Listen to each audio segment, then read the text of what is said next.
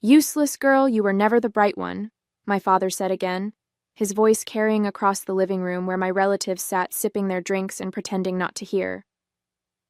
I stood frozen, the certificate I had been so excited to share still clutched in my hand, suddenly feeling like a child's drawing rather than the regional business competition award it was. My name is Vanessa Graves, and at 31 years old, I had spent my entire life hearing variations of that phrase. Growing up in Columbus, Ohio, in the shadow of my brother Logan, had been an exercise in invisibility. Logan was the golden child. His academic achievements, athletic trophies, and later his business ventures were celebrated with enthusiasm and pride. My accomplishments, no matter how significant, were brushed aside like crumbs from the dinner table. "Dad, I was thinking about expanding the company into," I began, trying again despite the knot in my stomach. "Vanessa, please," my father interrupted, rubbing his forehead as though my voice gave him a headache. "Your brother just secured $1 million contract. Can we focus on actual success for a moment?" I watched as my mother gave me a sympathetic glance but remained silent. My Aunt Patricia patted my hand and whispered, "Maybe business isn't your thing, dear. You were always so good with your little crafts." Little crafts. My tech startup that had been growing steadily for 3 years was reduced to a hobby in their eyes. I nodded politely and excused myself to the kitchen, where I leaned against the counter and took deep breaths. My phone buzzed in my pocket, a text from my business partner, Eliza. "Did you tell them about the investor meeting?" I typed back, "Not yet. Timing's not right." What I didn't say was that the timing would never be right in this house. My father, Robert Graves, retired engineer and self-proclaimed business expert, had decided long ago that I lacked what it took to succeed. Too emotional, he'd say, not strategic enough. And my personal favorite, not CEO material. As I composed myself, I could hear Logan holding court in the living room, my father's proud laughter punctuating the conversation. Through the doorway, I saw him clap my brother on the shoulder, a gesture I couldn't remember ever receiving. I slipped my phone back into my pocket, straightened my shoulders, and rejoined the family gathering with a smile that didn't reach my eyes. Little did they know, but this dismissal was fueling something inside me, something that would soon force them all to see me in a very different light. The next day, I arrived at our modest office space in a renovated warehouse on the edge of downtown Columbus. My company, NeuroSync, had started as nothing more than an idea sketched on napkins during my lunch breaks at my previous corporate job. Now we occupied half a floor, with 15 employees and technology that was beginning to make waves in the predictive analytics field. Eliza looked up as I entered, her expression immediately telling me she could sense yesterday's family dinner still hanging over me. "That bad, huh?" she asked, sliding a coffee across her desk toward me. "Same story, different day," I replied, taking the cup gratefully. Logan secured some contract with the state government, and you'd think he'd single-handedly solved world hunger. Eliza rolled her eyes. "And meanwhile, we're just over here revolutionizing how businesses understand consumer behavior. Nothing important." I smiled despite myself. This was why Eliza and I worked so well together. She understood both the technology and the weight of constant underestimation. "The investor meeting is confirmed for Thursday," she continued. "Westlake Ventures wants to see the new algorithm in action.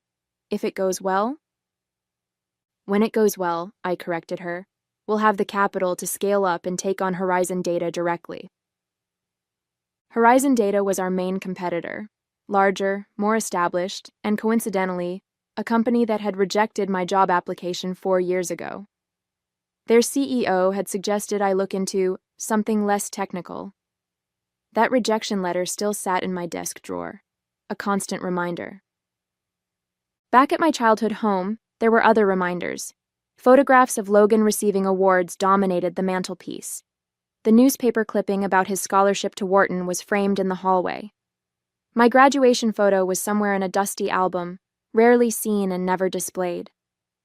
During my college years, I'd come home excited about being selected for an exclusive tech internship, only to have my father wave it off and ask when I was going to find a real career path. When I made the dean's list studying computer science, my mother merely noted that it must be getting easier these days. I had learned to stop sharing with them, to keep my dreams and achievements tucked away where they couldn't be diminished. For 3 years, I had lived in a tiny apartment, eating ramen noodles and pouring every dollar back into NeuroSync. I worked 18-hour days, read every business book I could find, and learned from every mistake.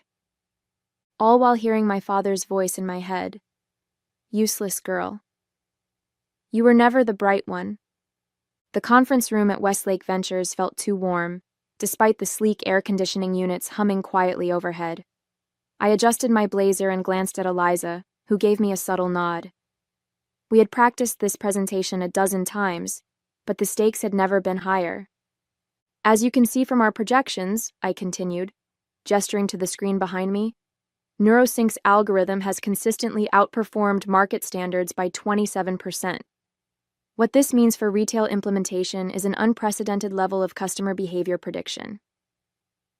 Gregory Westlake, the silver-haired founder of the venture capital firm, leaned forward slightly. And your competitors? How does Horizon Data's new platform compare? I had anticipated this question. Horizon's approach relies on historical data sets. Our algorithm incorporates real-time emotional response indicators. Simply put, they can tell you what customers did yesterday. We can tell you what they'll do tomorrow. The room shifted. I could feel the energy change as the investors exchanged glances. This was the moment. The tipping point I had been working toward for years. 2 hours later, Eliza and I stood in the lobby, still in shock. Westlake had not only agreed to invest, they wanted to lead a funding round that would value NeuroSync at $90 million. The deal would transform our company overnight and position us as the industry leader in consumer predictive technology. We did it, Eliza whispered, her usual composure cracking as a grin spread across her face. Vanessa, we actually did it. I nodded, a strange numbness replacing the adrenaline that had carried me through the meeting. We need to call the team, and the lawyers, and... My phone rang, interrupting my mental list-making. It was my mother. For a moment I considered letting it go to voicemail, but some old habit made me answer. Hello? Vanessa, don't forget your father's retirement party is next Sunday.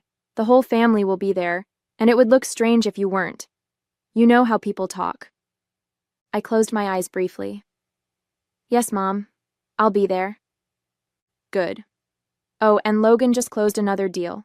He'll be announcing his promotion to vice president at the party. Isn't that wonderful? Maybe you can bring those cookies you used to make. Everyone always liked those. The contrast was so stark it was almost comical. In one moment, I was negotiating a multi-million-dollar deal that would change the face of an industry. In the next, I was being asked to bring cookies to celebrate someone else's success. Actually, Mom, I might have some news of my own to share by then. That's nice, dear. Just remember your father doesn't like anything too sweet. The doctor says his blood sugar... As she continued, I caught Eliza's eye. She raised an eyebrow questioningly, and I just shook my head slightly. Some things never changed, but I was about to. The week that followed our successful pitch was the most intense of my professional life. Days blurred into nights as lawyers drafted agreements, term sheets were negotiated, and press releases were carefully worded. I existed on caffeine and determination, barely registering the outside world beyond the whirlwind of NeuroSync's impending transformation. Thursday morning, I was reviewing the final investment documents when Eliza burst into my office, her typically composed demeanor replaced by barely contained excitement. "Have you seen it?" she demanded, thrusting her tablet toward me. I looked up, bleary-eyed from poring over legal language. Seen what?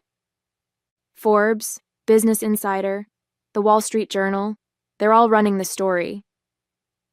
I took the tablet, and there it was, my face staring back at me from the Forbes website.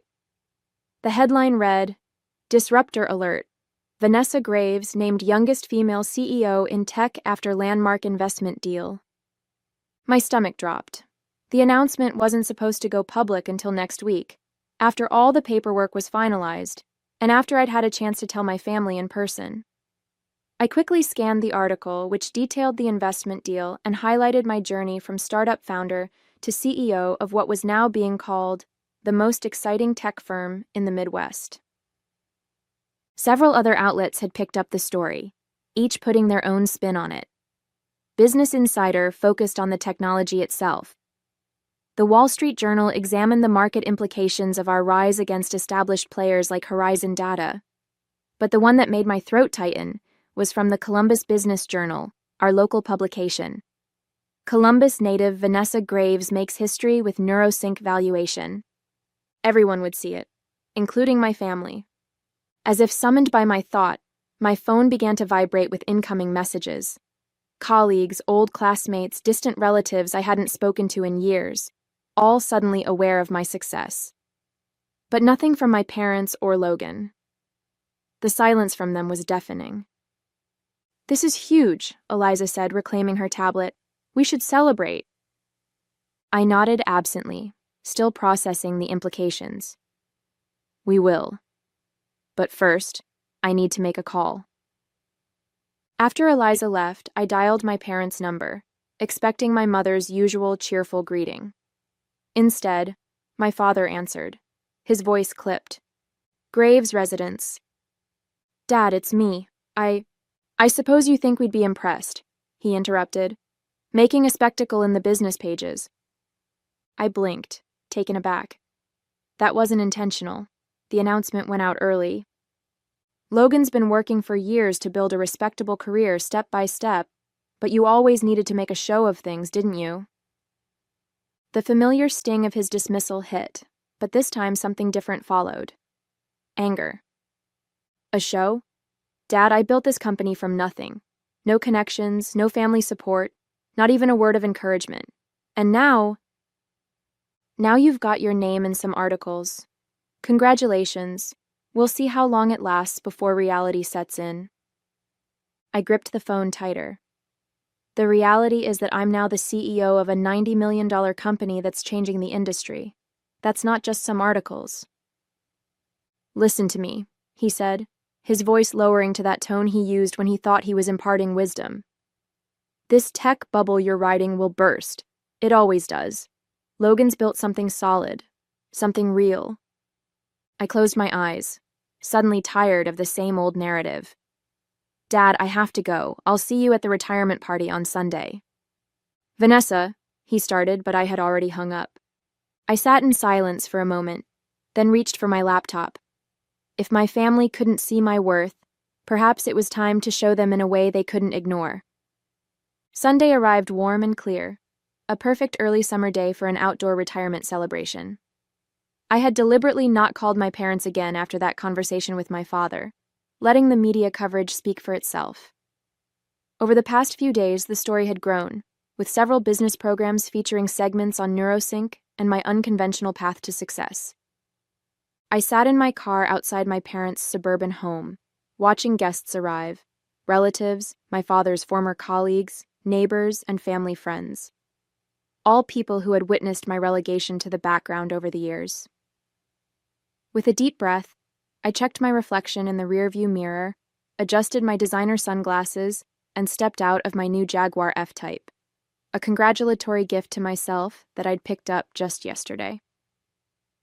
The sleek vehicle, with its gleaming red exterior and purring engine, was not subtle, nor was it meant to be.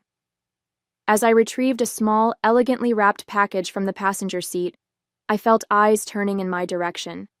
Cousin Drew, always the first to notice anything automotive, stopped mid-conversation, his mouth slightly open. "Is that Vanessa?" I smiled and handed him the keys. "Mind parking it for me? The driveway's getting crowded." His eyes widened as he took the keys, treating them like precious artifacts. "This is the V8, right?" The sound is unmistakable. "Goodyear," I replied, enjoying the way the small crowd by the garage had turned to stare. "Just be careful with the trim. It's custom." I made my way toward the backyard, where tables had been set up on the lawn. The familiar smell of my father's barbecue filled the air, mixing with the perfume of my mother's carefully tended flower beds. Some things never changed, but I certainly had. My mother spotted me first, her greeting freezing on her lips as she took in my appearance. Gone was the practical, understated daughter they were used to. Today I wore a tailored cream suit with a bold blue silk blouse, designer heels, and jewelry that quietly spoke of success. "Vanessa," she managed finally, "you look different." "Thank you," I said, kissing her cheek. "Where's Dad?" "I brought him something." She gestured toward the grill, where my father stood in his element, surrounded by male relatives and friends hanging on his every grilling tip. I approached the group, conscious of the conversation dying down as I neared. "Dad," I said, extending the small package. "Happy retirement." He turned, his expression unreadable as he took in my transformation. For a moment, I thought he might make a scene or dismiss me again. Instead, he accepted the gift with a nod. "You didn't need to bring anything," he said stiffly. "I wanted to," I replied, maintaining eye contact. After all, it's not every day my father retires after 30 years. The men around us watched this exchange with interest, several of them clearly having read the recent articles about me. I could see recognition in their eyes, followed by confusion, as they observed the cool interaction between us. "Well," my father said, making no move to open the gift, "I should get back to these steaks before they burn." "Of course," I said, smiling politely. "We wouldn't want that." As I turned to walk away, I heard one of his friends say, "Bob, isn't that your daughter who's been in the news?" "The CEO?" I didn't stay to hear his response, instead making my way to where Logan stood with his wife, Jennifer, both of them watching me approach with poorly concealed surprise. "Quite an entrance, sis," Logan said, his usual confident tone tinged with something else, uncertainty perhaps. "Nice car?" "Thanks," I replied. "Business must be treating you well too. Mom mentioned a promotion to vice president? Congratulations." Before he could respond, Jennifer cut in. "We read about your company. It's very impressive. Why didn't you tell anyone what you were working on all these years?" The question hung in the air, genuine curiosity in her voice. Why hadn't I? "I did," I answered Jennifer simply. "Many times, no one was interested in listening."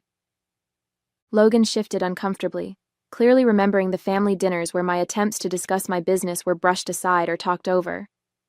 To his credit, he looked somewhat ashamed.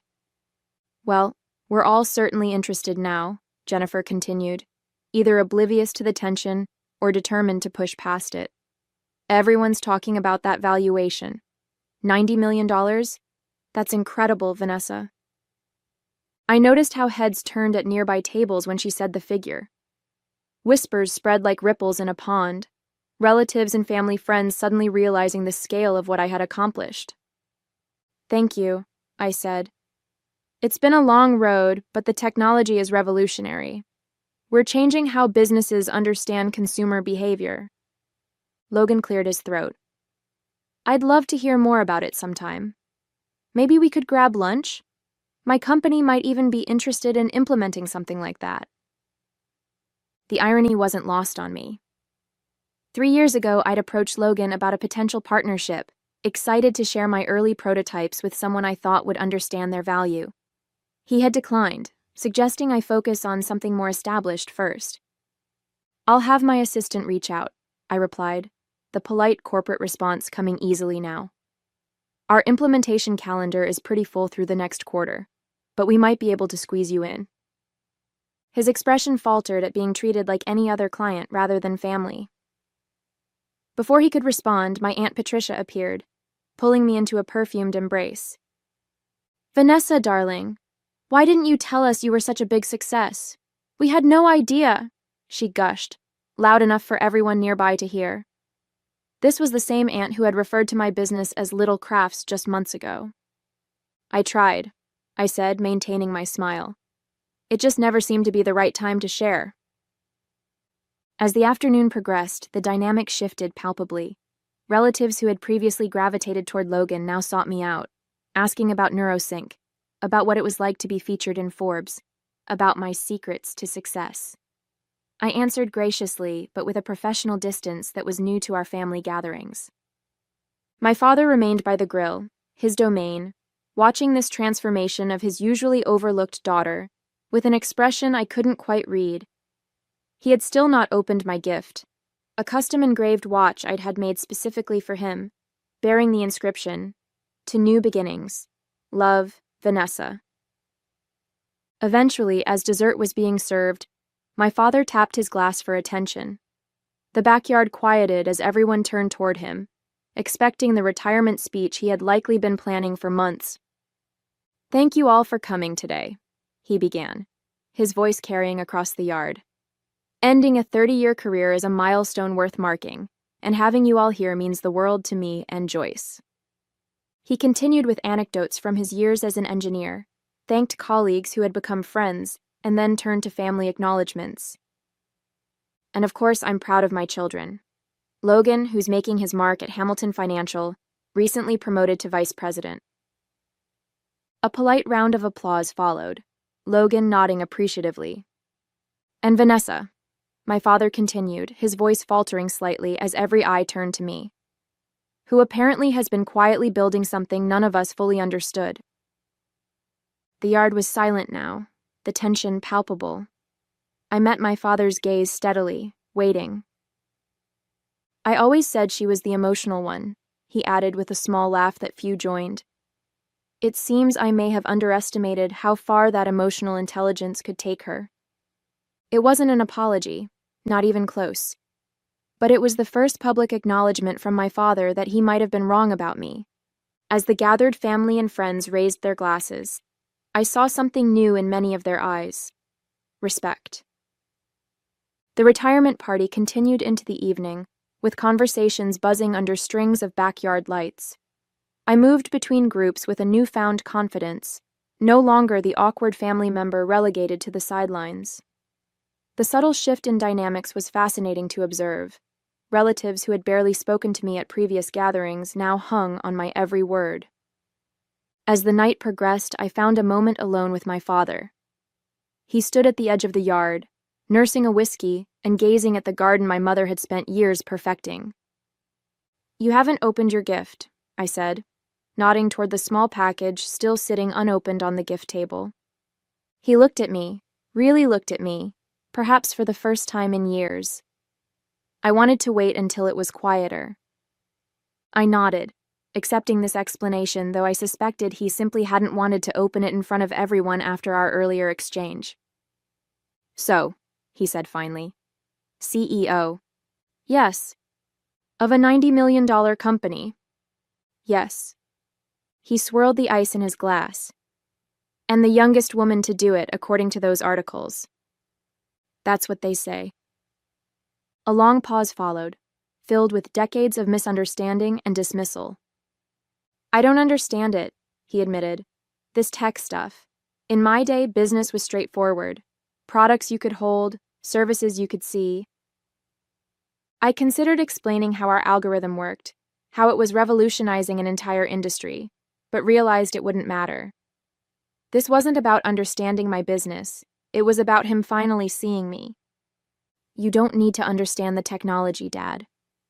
Just understand that I built something valuable. Something lasting." He nodded slowly, then gestured toward the front of the house. "That car. That's quite a statement." I smiled. It wasn't meant to be a statement. It was meant to be a reward for years of hard work. "Still," he said, his voice lower now, "pulling up like that, after all those articles, you knew what you were doing." "Yes," I admitted. I did. 2 months after my father's retirement party, NeuroSync's new headquarters opened in downtown Columbus. The gleaming glass building stood as a physical manifestation of how far we'd come from our humble beginnings in that shared workspace. Employees, investors, and local business leaders gathered for the ribbon-cutting ceremony, and to my surprise, my entire family attended. My mother hugged me tightly before the ceremony began. "We're so proud of you, Vanessa. I'm sorry if we didn't show it before." I returned her embrace, recognizing the genuine emotion behind her words. She had always been caught between my father's dismissal and her own desire to support me. Today, she didn't have to choose. Logan approached next, looking both impressed and slightly uncomfortable among the tech crowd. "This is incredible, sis. Seriously, I had no idea this was what you were building." "That's because you never asked," I replied, but without the bitterness that would have colored such a statement months ago. Success had softened those old wounds. And then there was my father, standing awkwardly near the entrance, taking in the sleek architecture and the buzz of excitement. He wore the watch I had given him, I noticed. A small gesture, but significant. I walked over to him, conscious of the eyes that followed me, the CEO in her element. "Thank you for coming," I said. He nodded, uncharacteristically subdued. "Wouldn't have missed it." I could have left it there, this tentative peace between us. But there was one thing I needed to say. Not out of spite, but for my own closure. "You know, Dad, all those times you called me useless, told me I wasn't the bright one, it hurt, but it also pushed me to prove you wrong." He looked at me, his expression a complex mix of pride and regret. "You certainly did that." "Yes," I agreed. "I did." And in that moment, standing in the building that bore my company's name, surrounded by the empire I had built, I finally felt free of the need for his approval. I was Vanessa Graves, CEO, visionary and architect of my own success, and no one would ever call me useless again.